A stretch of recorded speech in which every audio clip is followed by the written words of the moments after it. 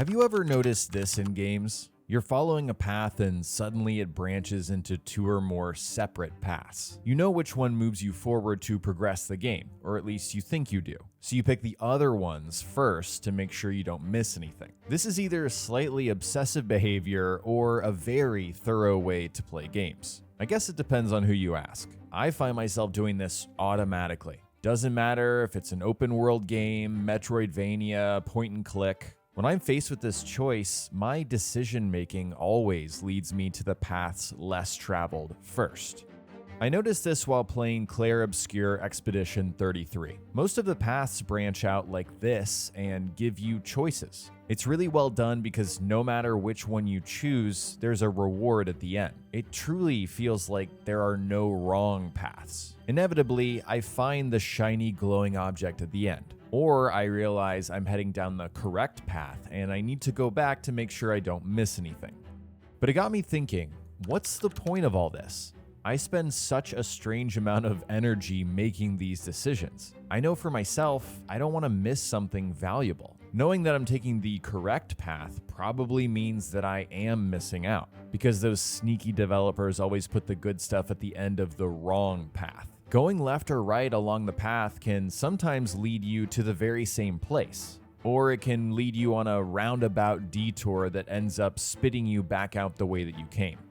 Perhaps it's the mystery behind the choice. You have no idea what lies ahead of you at the end of either corridor. You might get a gut feeling that you took the wrong path, or even worse, the realization that you took one step too far and the game doesn't let you go back. And that means you missed out on what could have been, and you really have no way to find out. Unless, of course, you reload a save. Yeah, you're absolutely going to reload that save to find what you missed.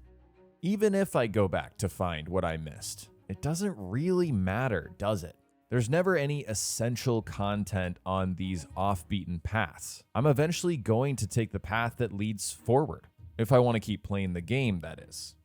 It made me realize games force us to make so many choices, millions of tiny decisions on where to go, what to do, and how to do it. But ultimately, it's the illusion of choice. Because no matter how hard I try, I'm going to end up at the same place. The objective is almost always a fixed location. Making choices in games is like being in a giant funnel. I start at the very top where the choices feel almost infinite. And as I move forward down the funnel, I will have fewer choices. It's the sacrifice I make if I'm going to progress through the game.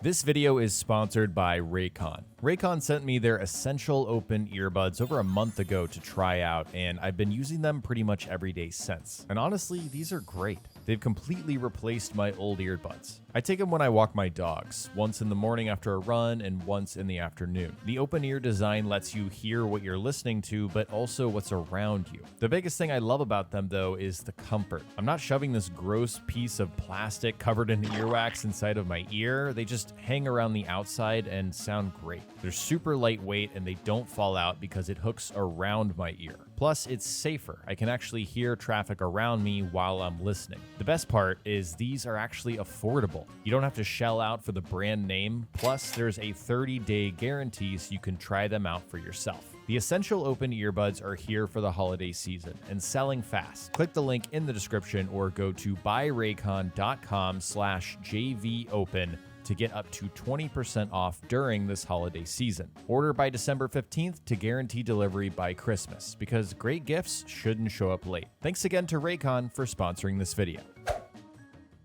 If making choices is inevitable, then why does it cause me so much anxiety? I think it has to do with something I talked about in this video on the channel. I get decision paralysis. When faced with choices, I get stuck mentally. Every choice feels incredibly important even when it isn't. I want to make the best choice, the one that is most efficient or makes me the most powerful. I feel a sense of unease at even the simplest decisions, like whether to go left or right at the fork. I also hate being wrong. Sometimes choosing a path does lead you to a dead end, where you realize you missed something before and you have to double back the way you came. For me, that represents a mistake, a very low stakes mistake, but a mistake nonetheless. And whatever it is about this experience literally produces anger in me. I think, seriously? Are they gonna really make me go all the way back? Choices can also yank me out of the experience. Being immersed in a world is one of the absolute best feelings a game can deliver. What happens when I know what a game is doing? If I step into an area and recognize the pattern, doesn't that break the illusion of the world? If I see 3 paths and I know the central one moves me forward, which means the other 2 lead to optional combat or loot, does that break my immersion? If I'm making a plan on how to move through the level to progress instead of genuinely exploring it? Honestly, I think it depends. You could argue the opposite, that this is a sort of mind meld I've formed with the game. I've entered a special kind of flow state where I fully understand what the game is doing, and it helps me bypass that anxiety that I might be feeling. On the other hand, this might just break the illusion. The fact I know what's coming takes me out of the world. Instead of forgetting I'm playing a game entirely, choices feel manufactured as a way to keep me moving. I can see the choices that game developers made when they were designing this level, and because of that, it feels more like a carrot on a stick situation. The solution for what I'm describing is pretty simple. It's just to make a decision. Playing video games isn't brain surgery. You almost can't make a bad choice. The stakes are incredibly low. Worst case scenario, I spend a few more minutes exploring. Maybe I miss a tiny upgrade that I'll never get. The developers know most people won't find it anyway. Clearly, this isn't a problem with the way games are made, this is a me problem, and it's a matter of perspective and approach. I think we should look at choice in games like a limited version of freedom. Like the fake steering wheel that kids get to use on baby rides. Developers know we don't want absolute freedom. In fact, games probably wouldn't be fun if we could do whatever we wanted when we wanted to. What we really want is an invisible hand guiding the experience in a fun and interesting way. Choices are a way to do that. They guide us. They propel us forward and make games worth playing. They give us agency, however limited in scope it actually is. Interactivity, push and pull, cause and effect. This is what makes them special as a medium. In a book, you don't get to choose paths unless it's a choose-your-own-adventure. A movie barrels you down one corridor. There's only one way to its conclusion. Most TV shows don't work if you watch the episodes out of order. Games occupy this wholly unique space where you decide the paths, the pace, and the order that you experience the content. This is why, for me, the illusion of choice is something to be celebrated rather than criticized. It's the wizard from The Wizard of Oz, operating the machinery behind the scenes, orchestrating the dance between the player and the rules of the world. We all have to buy into this dance whether we like it or not. The dance is for our own good. Almost nobody wants to see behind the curtains because it breaks that magic. What about the opposite of choice? When you eliminate that friction and smooth things down, what you get is something that feels more directed, an experience with deliberate pacing and timing that is intended by the author. This is commonly referred to as a movie game. I hate this term because it suggests there's a right way and a wrong way to make a video game. I won't talk too much about this because my next video will be about movie games and why I actually really love them. But when you take away choice in favor of a linear experience, people don't respond well. It's almost like the worst thing you can do these days for a game. I blame it on decades of open worlds like GTA 5 and choice-based RPGs like Skyrim letting you do whatever you want. This kind of game has dominated the conversation and created a lot of expectations for other games, regardless of what the developer intends. Like anything, the argument for or against choice in games is subjective. I find myself preferring some rails to guide me forward. I want to experience the game as the developer intended rather than break the experience to make it my own. Unless breaking the game is, of course, part of the experience. What happens when there's too much choice? When developers go the extra mile to give you choice and consequence that affects the game moving forward? There are fewer games that still try to do this, and I get why. It's extremely difficult. Games are getting harder and more expensive to make than ever. How much time can you really spend on something that a good portion of players won't even see? Baldur's Gate 3 is the most obvious counterpoint to what I'm saying, and one of my favorite games of the last decade. Those extremely unlikely scenarios lying at the end of a massive branch of choices are what makes it special. But that's an extreme exception to the rule here. Most games cannot do this, and they don't do it, and we honestly shouldn't expect it. It's kind of a shame because it's what made me fall in love with studios like BioWare. Mass Effect and Dragon Age put choice at the center of their experiences. They even took your choices and carried them between games, making it feel like you authored the series, the entire story. The writers wrote down the options, but it truly felt like I was involved, like I was directing what was happening, even if it boiled down to red, green, or blue in the end. No matter the destination, how I got there, the journey mattered more to me. On the flip side, permanent this or that choices can end up alienating players. The Outer Worlds 2 is an example of a game that leans into these choices. There are 3 primary factions that you can choose to join, and they all suck in their own way, which to me makes the decision interesting. There's no real right or wrong choice. The flaws system, though, is where this game really shines. It pays attention to how you're playing and offers you a trade-off perk. Will you accept a trait that helps and hurts you in a significant way? 9 times out of 10, my answer is no, but I still love that this game offers it to me. There's one flaw that can torpedo your entire playthrough and everyone will encounter it: easily distracted. You can only add skill points into your lowest non-zero skill, but you get an extra point every level. This basically breaks the way you would normally use the skill system. Forget about that skill check for a quest or requirement to use an item. This throws that out of the window completely. You have to pick the lowest skill every single time. It's almost like a hidden hard mode. It forces you to improvise and find creative solutions. But I've seen so many people complaining about this flaw because you don't feel the major effects of it until a dozen hours later, and by that point, you don't want to replay that content. Locking players into this like that can feel very frustrating, but I think this is awesome. I'd argue this is exactly the kind of decision that should be in choice-based RPGs. Permanent choices that have consequences felt throughout an entire playthrough. I'm going to remember something like this because it fundamentally changed my experience. There are also games that take the illusion of choice too literally. They recognize players like to make decisions, so they stuff the experience with them. But the problem is there's little to no weight behind those choices. No consequences, no cause and effect, just the existence of choice. As a player, this feels like a rug pull. When I realize none of my decisions matter, I learn not to care. I don't get invested in what I'm doing, and I start choosing whatever so I can keep playing. The illusion breaks, and that's just frustrating. There are certainly ways to pull this off, though.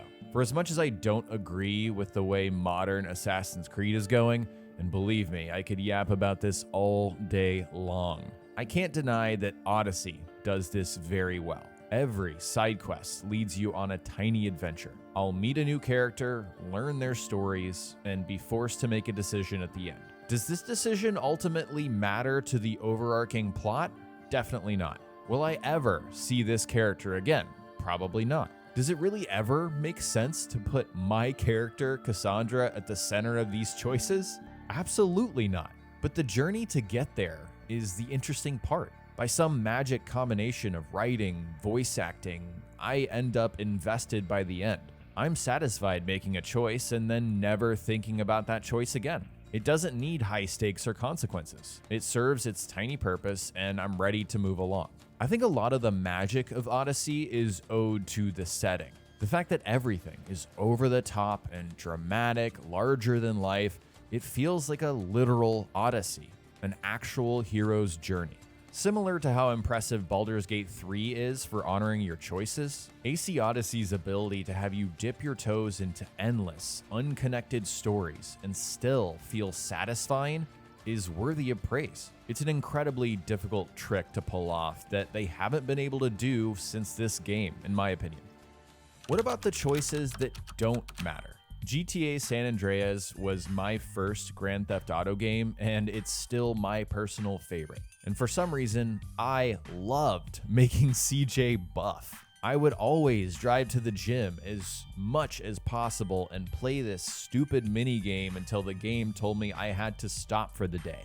My CJ was always ripped. He had cornrows, a green bandana to represent the Grove, and dual SMGs because they look really cool to sprint with. Some of the best games ever let you do things that seriously do not matter whatsoever. It's the simple fact that you can do them. If you think about it, that's basically all games with armor or clothing systems. It's like the adult form of playing with dolls or action figures. It's a digital form of self-expression, a micro decision that gives you instant visual gratification. Isn't it hilarious that you can choose what your V wears in Cyberpunk, even though the game is first person 95% of the time? I care so much about what my character looks like. It doesn't matter to the game, but it matters to me. I think that's why cosmetic microtransactions, even though they're not pay to win, bother me. I'm gonna pay to make my character look cool? It feels like this sick inversion of the satisfaction that you get by customizing your character with the elements that are in the game already. It feels like I'm cheating if I'm just gonna pull out my wallet, pull out my credit card, and pay for something that looks really stupid. What about the games where every single decision matters? There is no illusion of choice. Making decisions is front and center. The entire game is made of cascading choices which affect the outcome. I'm thinking of games like Civilization or XCOM Enemy Unknown. Turn-based strategy games often let you do so much, but finding the best way to play often takes days, weeks, months, sometimes years of playtime. When you hit that point of true mastery, there's a level of satisfaction that has to feel incredibly rewarding.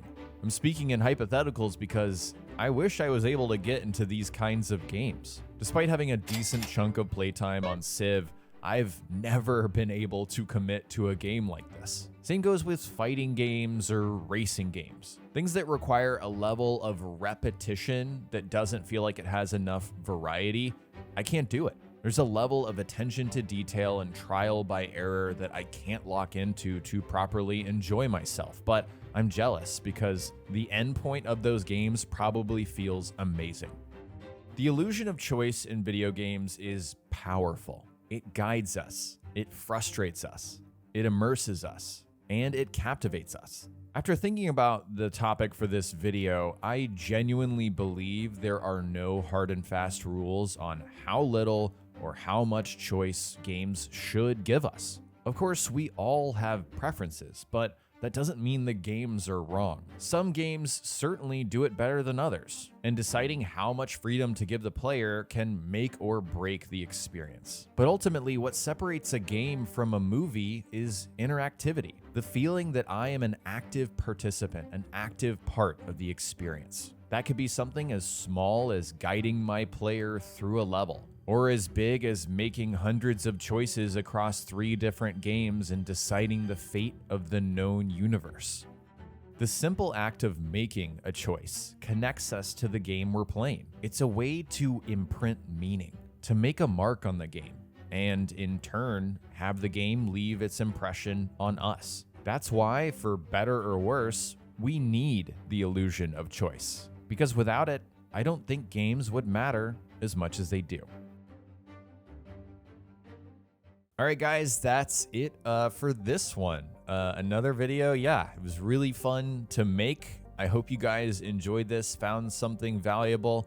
I asked you guys on my YouTube posts just to, tell me what you think about choices in video games. And a lot of your responses inspired sections of this video. So I just want to say thank you. I appreciate the back and forth with you guys. I'm going to try to make more posts on YouTube because it's the most direct way to interact with you guys. I do have a Twitter that I try to keep active on, but it's like a pretty small Twitter in the grand scheme of things. Still, if you want to go over there and follow me, I'm at jayvee on YT. I've actually got like so many fun ideas for videos similar to this one. I'm just gonna like go for these. I'm a little nervous about it, obviously, but I just think I'm finally hitting my stride with different kinds of content and committing to them instead of, reverting back to what I don't like to make. So once again, hope you guys enjoy this. Please leave me some feedback on what you thought, what would make it better. If you enjoyed it, click the like button, subscribe for more stuff like this, ring the bell so YouTube might let you know. Also click the dislike button if you didn't like it. Do that too. Thanks so much for watching. I love you guys. Talk to you on the next one.